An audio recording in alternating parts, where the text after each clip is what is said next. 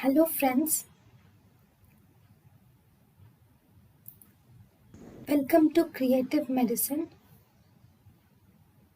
In this lecture, we will learn about Now, what is transcellular fluid?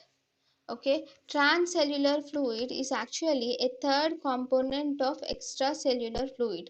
So this transcellular fluid is the fluid which is present in the secretions and also in the cavities of the body. In different cavities of the body, the fluid which is present is called as transcellular fluid.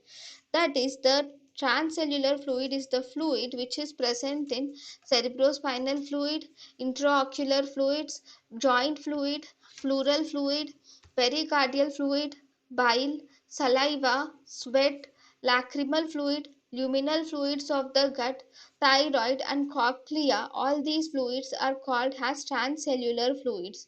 The volume of transcellular fluids is relatively very small, and this will constitute around 1.5% of the body weight.